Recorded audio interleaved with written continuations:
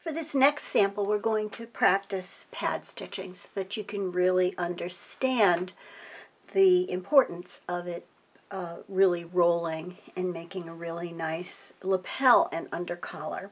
So what I'd like you to do is to cut 1 square of scrap wool, about 6 inches square, and cut a small piece of your horsehair 5 inches square. Then you'll need a needle and thread, and I want no knot.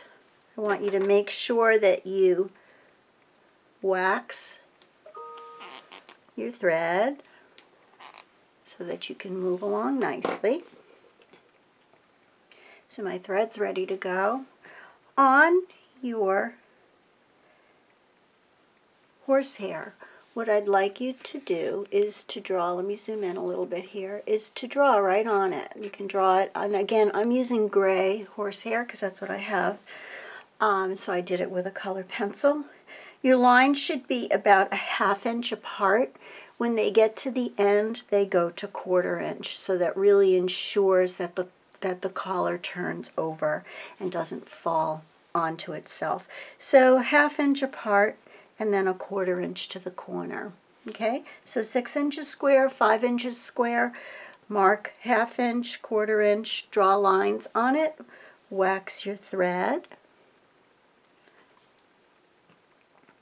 When you're done, you can place a pin in it temporarily just to hold it in place, and then we're ready to sew.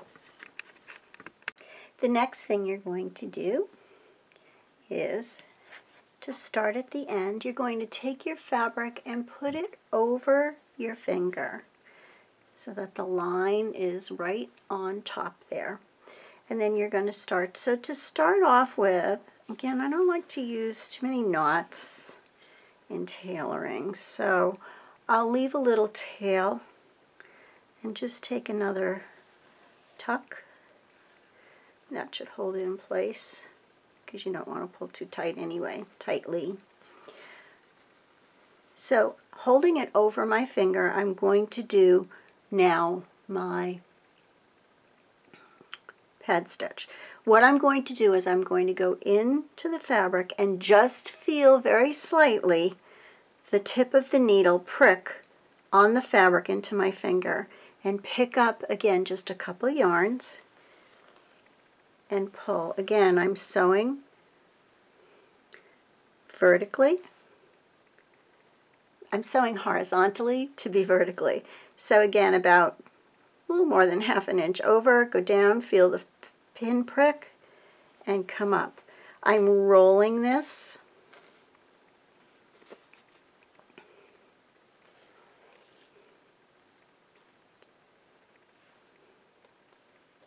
This is a little hard to do in this position. So I'm sewing on the line by rolling the fabric. Again, go down, take a prick, and come out the other side.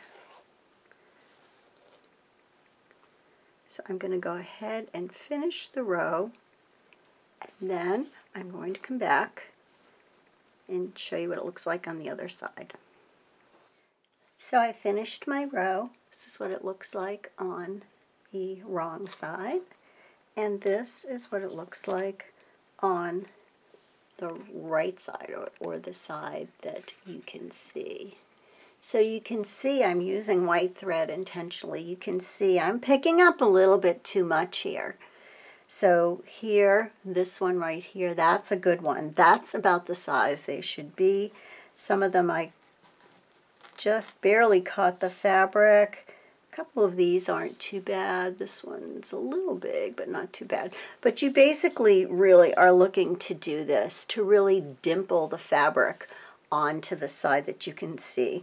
And of course you're going to be using the same color as your fabric, so when these get a good hot steam press, the wool is going to fluff up, and you're not going to be, it's going to bury the the stitches so you're not going to be able to see them.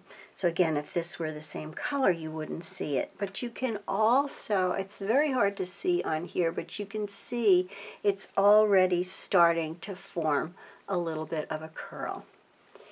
So let's now go on to the next row, because again, if you remember, we don't have to cut the thread and start again.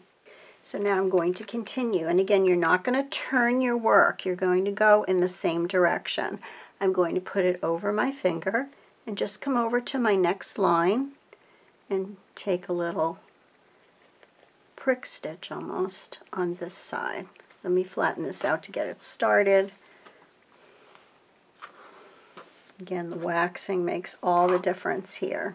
So now again, I'm putting it over my finger and come down and take a pick stitch over my finger. Again, this is kind of an awkward, this goes very fast when you're not demonstrating it. And now I'm going to go down all the way. Okay, again, I'm picking up it's almost like you just go into the horsehair, pick up a yarn, and then come back out. That's why we're practicing it, so you can get those stitches nice and small. And again, use a contrast thread for this exercise so you can see how big your stitches are. And then you can make your adjustments. Okay? So you're going to go ahead and do that for the whole 5 inches. Let me go finish and show you what it looks like when it's done. So once you're all done, it should look something like this. Again, you can work a little harder than I did for this sample on getting your stitches nice and even, but it really, at the end of the day, doesn't matter too much, but you do want to make sure that your distances apart are pretty accurate. Again, you don't need to cut your thread, you never turn your work, you always pad stitch in the direction and just carry your yarn over like here to your next row and just leave your threads. These threads aren't going anywhere. So if I flip this over, and let me zoom in a little bit, you can see all the little dimples that it has. Some of them are bigger than others. I think I'm hoping that that's just an extra thread. Yes, it is. That would have been a big stitch. So, and again, you're going to have this nice roll that's going to happen, holds it together nicely, and it just guarantees that when you go to do your lapel, fold your lapel, that it's not going to crush and it's going to stay open. It's not going to flap forward. Okay, and that's your pad stitch. We'll be using this again on the lapel, which is part of the jacket body, and we'll be using it on the collar as well. Also, we'll talk when we get to the actual building of the jacket, showing you how to build the jacket. The direction these go do make a difference. This one that you did here, if you probably put your roll line about here, so if that was your roll line of your jacket, that would be the way it would look. The collar, the undercollar is going to look a little different. So that's your pad stitch. Practice it again just before you get to your for real jacket so you have an idea, and it'll go quickly. Sometimes I work over my leg too. I'll put it over my knee. And also too, I should mention that the quality of your fabric and how much you roll it makes a difference. So if I can control this. If I want a really good deep roll, I can really pull and catch. If I want a softer roll, then I, sometimes I'll just use my finger a little bit along instead of putting it at the tip of my finger. In other words, working this way. So stitching by just sticking my finger underneath.